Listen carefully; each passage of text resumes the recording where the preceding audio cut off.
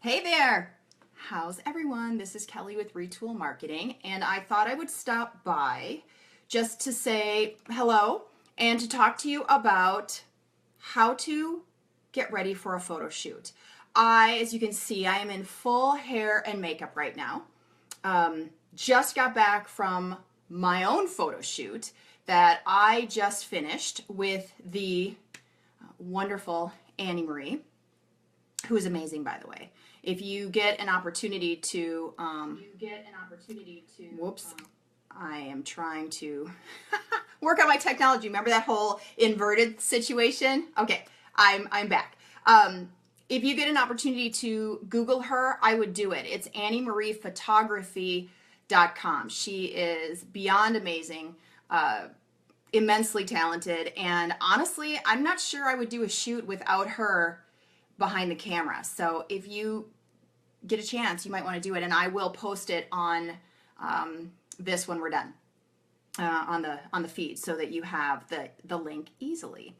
Okay, so here's what we're going to talk about today: photo shoots, how to prepare. A lot of people go do a photo shoot and expect the photographer to have a plan, and I think that is somewhat ill-advised. I like to own the outcome of my images because, remember, we are trying to produce an image library, right? Something that we can use long term, right? Like to be able to actually repurpose them or have range. I think that's really important. And so I wanted to step you through that process. And feel free to take notes or play this back later, but I just kind of wanted you to understand how this works. Okay, so if you have questions, just let me know as we go, but I am going to just step you through the process. So, photo shoot. Typically, I schedule a photo shoot when I have a very specific need. And in this particular case, the need that I had is to swap out all of the images that you see on my kellylucenti.com website. So that is my personal brand. Many of you know me from retoolmarketing.com. Retoolmarketing.com. That is my corporate brand. But my personal brand, kellylucenti.com, is the site where I offer one-on-one consulting. I work with entrepreneurs. I have workshops, and I also offer do-it-yourself programs for those who are early stage in their business. And so my previous brand identity, the look, was very pink and pearls, and I found that it wasn't exactly how I was showing up every day. I mean, there certainly is that part of me, but it wasn't the way that typically I show up every single day. So I needed to swap the color palette. I needed to swap the images that you actually see on that site. So if you get a chance, go there. You may want to see the before, and then I will be swapping all of that out once I get final photographs from Annie Marie, and I'm hoping to do that sometime next week. So here's how you start. First of all, what you need to do is you need to figure out for yourself, what is your point of view? So on a personal brand site, what is it that you want to communicate? What specifically are you wanting to portray outwardly about yourself and your brand? And you really want to be able to identify a target audience, a group of people that are predisposed to maybe want to work with you, okay? And what you want to do is you want to do a little research and figure out, okay, well, based on my point of view and how I show up every day and what an audience would want to see from me, how do I create a brand that will resonate with a very specific group of people, right? So I want to show you my mood board. So this is called a mood board. And as you can see, I'm going to zoom in a little closer for you.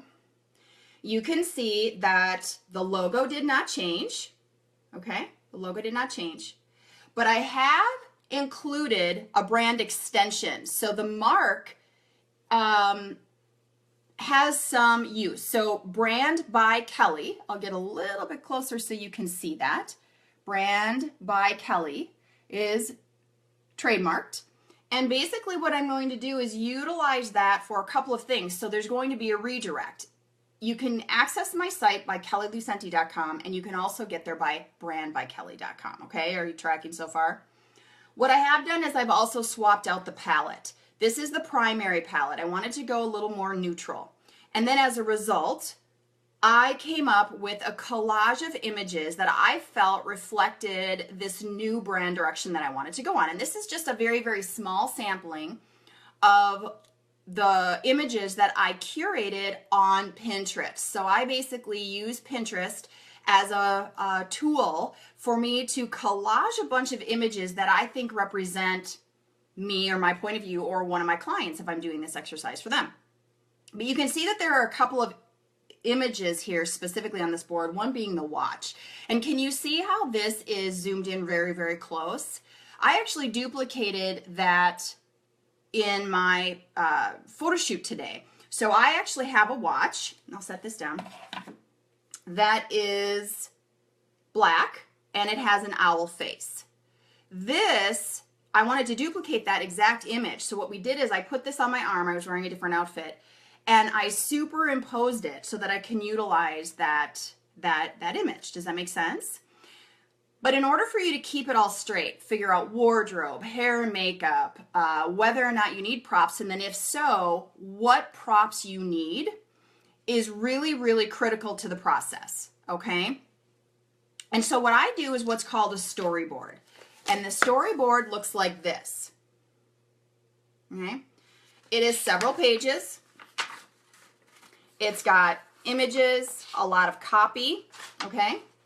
But basically what this does is it charts every single image and also where it's going to live. So at the top, I chose 3 looks. So here at the top are my 3 looks. And it literally says exactly what I'm wearing. I mean, down to the shoes, right? Beige blazer, a genie jumpsuit, sparkly shoes. And then what I do is I list out all of my props. So you can see here is a huge list of props, right? All the way down. So a little closer and you can see pillows, phone, black glasses, trophy. Are you with me?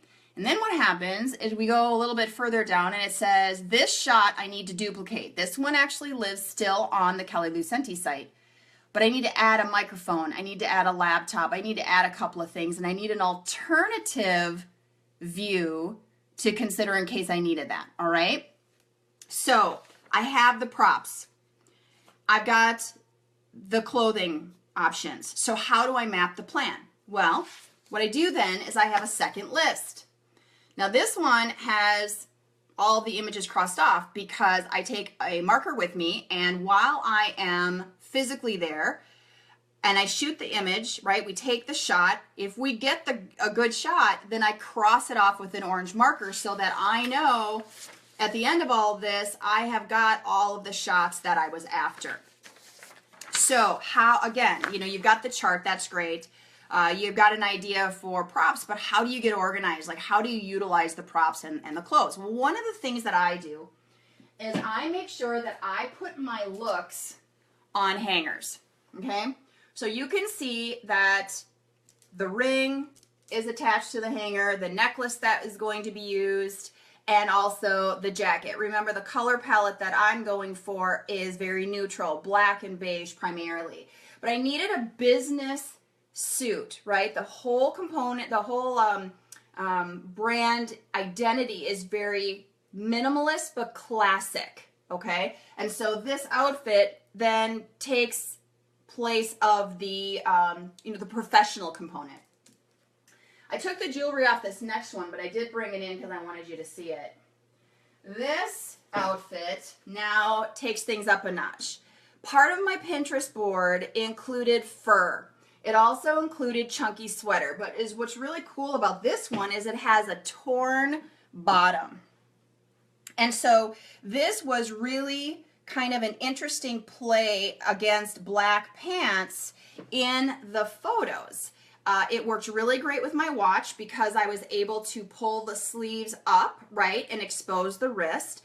But you want to be thinking about this as you are planning wardrobe.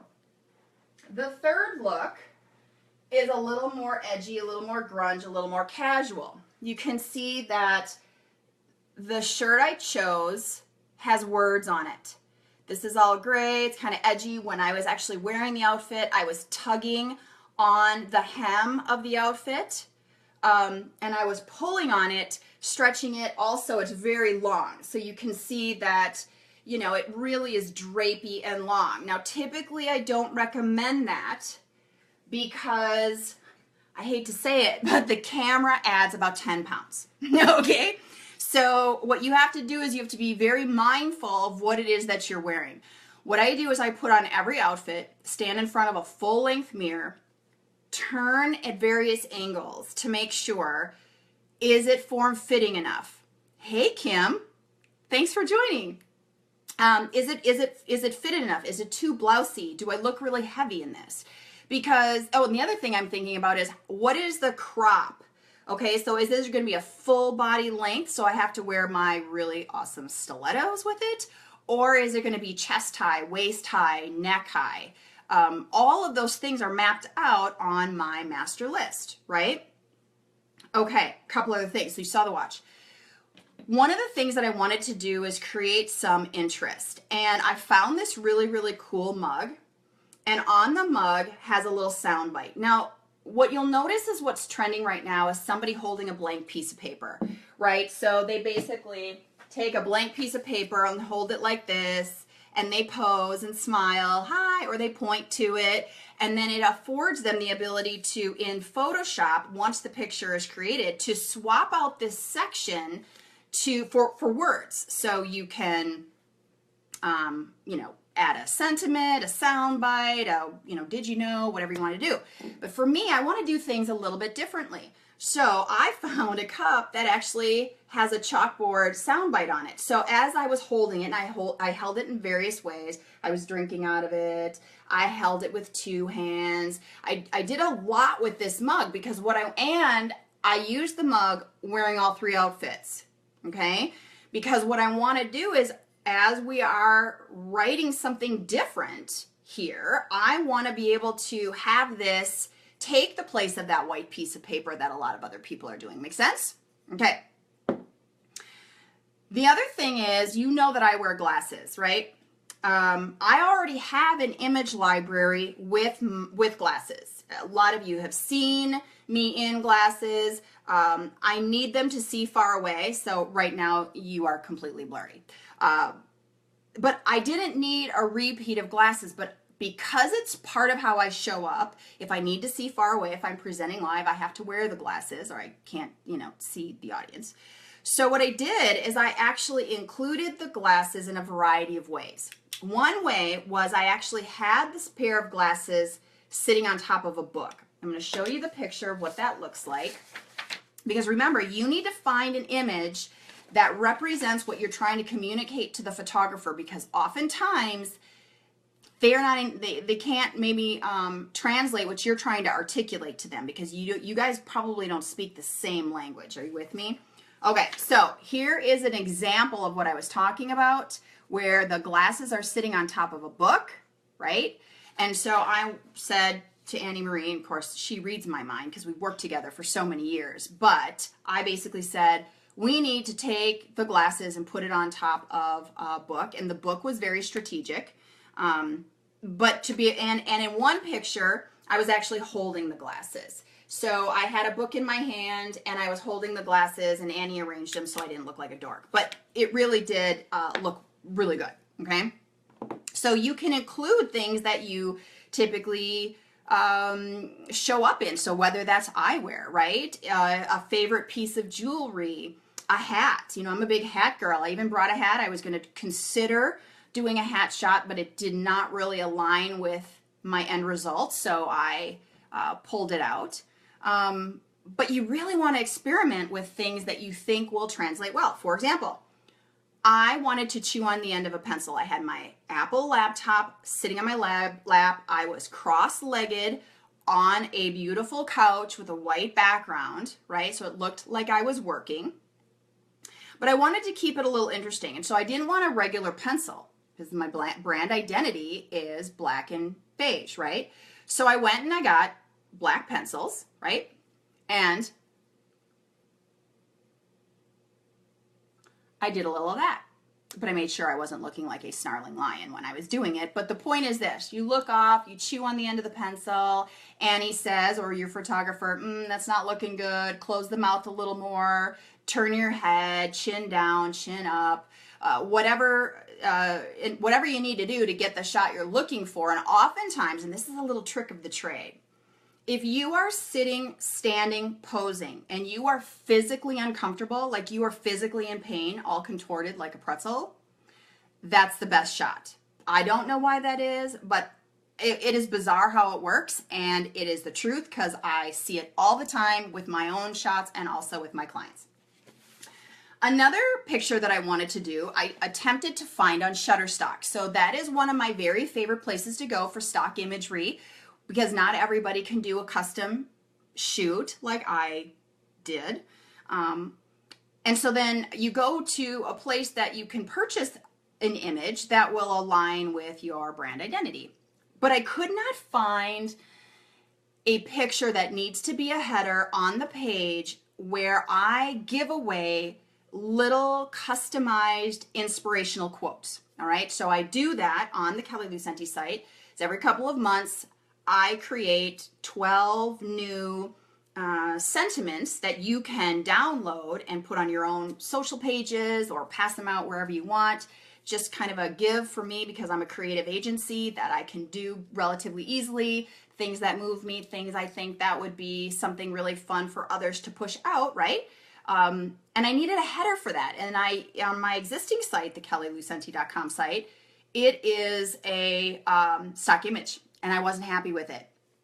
And so I said, Annie, we got to shake the tree. We need to come up with something that's super artistic and really creative, but on the current brand. And I came up with a really great idea. So years ago, when I say years ago, I think I was 19 years old. I bought this book called My Italian Sketchbook, okay? And it was wrapped in cellophane. I never opened it. I used it as a display. And I remember it sitting in my guest bedroom, and I said, you know what? I think this is my answer. Here's what I'm going to do. So I unwrapped it.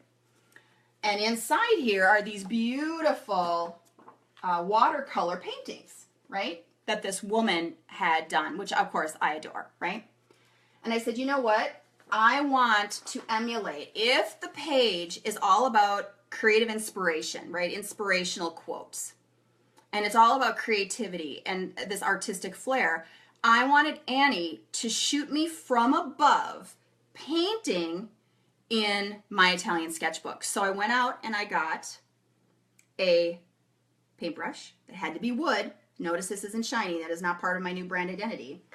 I chose a page that aligned with my current color palette. Okay, now it's a little bit too yellow, but Annie's going to pull the yellow out. And I literally had this laying on my lap, but I'm not going to do that now for illustrative purposes.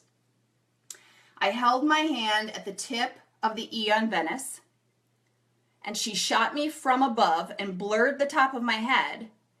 So now it looks as though I painted the page. Like, how brilliant is this, right? Oh my God. So these are the kinds of things that you can do. Like, this is so fun. And I know you're going to say, no, it's not that easy, but you have these things laying around is my guess. You just have to like walk around your house and make sure you do this first. This is your number one step. If you do not have a full, I'm talking at least 60, all right, 60 images on a Pinterest board. And if there are any of you who want to see my Pinterest board so you get the full effect, just make mention in the comments section and I will add you. If you are on Pinterest, I will add you and you can go and actually look at this in its entirety, which I think will help close the loop for you, because Wendy, who is my makeup artist, hair and makeup, when she came this morning, I pulled up the Pinterest board, ran her through it so that she knew that I needed a smoky eye and that we were going to do the beachy wave thing today. But otherwise it would have been a guess had she not seen the Pinterest board. And the same thing with Annie Marie. I mean, even though I bring the storyboard with me because we need it as a memory point, check off and make sure that we haven't missed any props, it's also really important for her to see those images sort of in a collage, right? It's really, really important. Kim, I'm on it. I will add you.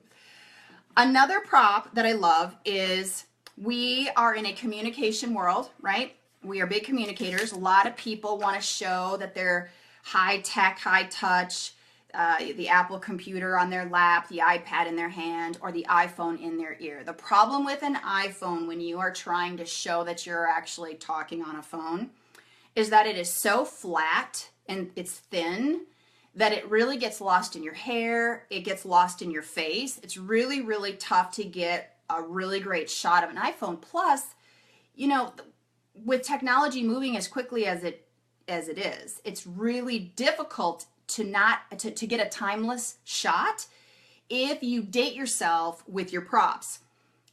This is very evident in accessories. Jewelry specifically, okay? So be really, really cautious with jewelry. Minimal, if any. I don't ever wear earrings. Most of the time, if I'm doing a full body shot, there will be a long necklace, but otherwise I strip it of all jewelry. If I'm showing my hands, which occasionally I do, I may or may not wear a ring, but it's very, very relevant to the brand. It isn't a ring, you know, a family heirloom. It isn't anything like that because I don't want there to be a disconnect with my audience. Remember that these images are very specific. They're targeted. They're not random, okay? So I wanted a phone. Red is retool marketing. See the red phone? Yeah. But black is the Kelly Lucenti brand. So I found this really fantastic phone. How awesome is this? And we played with the phone. What you want to do is make sure that when you're holding a prop, okay, that you're not tipping it.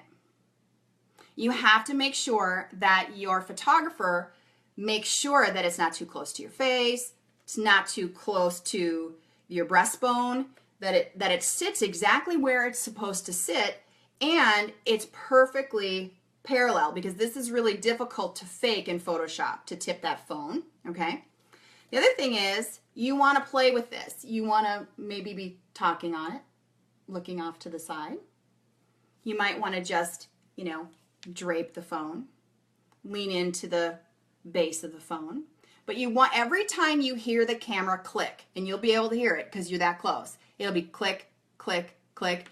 You do a pose change, okay? So, click, click, click, click, click, click, click. Are you with me? A lot of times people just sit there paralyzed waiting. Stacy, hi. Hey, thanks for joining. We're talking about photo shoots. A lot of people just freeze their pose and wait for the photographer to say, okay, change, but they oftentimes don't advise you on what to do. So I just encourage you to go with it, because all the film is now digital, so they can run 500 to 1,000 shots and just take the best ones, right? I mean, we aren't on a limited situation because we aren't doing film anymore. Another prop that I introduced is a trophy that I won. Stacy, you can appreciate this. This was back in the days. So this is my version of an Oscar. A couple of decades ago, spent a little time in the home building industry. Loved it. I both sold and led sales teams in a management position. But when I was selling back in the day, I was named the #1 salesperson in the nation for all builders, all salespeople nationwide. Like, at the time, really big deal, okay? So I came across a picture. I just lost my view here. Okay, I came across a picture that I want to show you of Ellen DeGeneres with her Oscar. So here's her picture. And do you see how she is tipped to the side and she's holding her Oscar? I thought that that was fantastic. So what I did is I said, oh my gosh, I have a trophy, and, or an Oscar, or whatever you want to call this thing. I mean, it looks like an Oscar. And I said, you know what, Annie, I don't know where this image is going to live, okay, because it was in my previous life, but I do know that it represents the fact that I am very good at sales. And based on what I do for a living, which is branding and positioning, it lends itself to speak more to my sales ability and how I can convince an audience to do what I want them to do and have them think it was their idea. Well, this is proof, okay? This is proof that I can actually do that. That I didn't just wake up one day and say, hey, I'm going to be this new sales guru and I'm going to teach you how you can make money through branding, which, by the way, right, is the title of my book. So you see how this is all coming together? Moology was written to help entrepreneurs and startups take their product or service to launch and how to make money. So if you're not good at sales, which many of us aren't, I mean, there's a lot of people walking around who just are not that good at sales. You need to compensate for that deficit, right? You need other tools in your toolbox to sell. Photo shoot is the perfect example. Branding, having a very, very strong point of view is another tool in the toolbox. These little things will help connect dots with your audience and have them start shaking their head yes instead of no. This is the whole concept of, Sales 101. So I said, Annie, we need to do this shot. And I wanted it just like Ellen's. I was wearing my suit. I had it tipped. My head was tipped. My arm was out. And we got a really, really awesome shot with my Oscar. And hopefully I will find a home for it. But that was just kind of an outlier shot that I came up with last minute. But I really, really wanted to incorporate it. And again, it's, on the list, and it wound up getting a check mark by it. And so at the end of the day, I wound up with every shot I needed in about an hour, didn't miss a beat, and here I am now just waiting for my girl to process all of my photos, put them in a gallery, I pick them, send them to the web development team, they swap my images, I'm back in business. So you can see that if you have a little bit of foresight, a little planning, you can really make your photo shoot go a very long way. And now I will wind up with probably, 20 or 30 wide range of images that now go into my 2017 image library.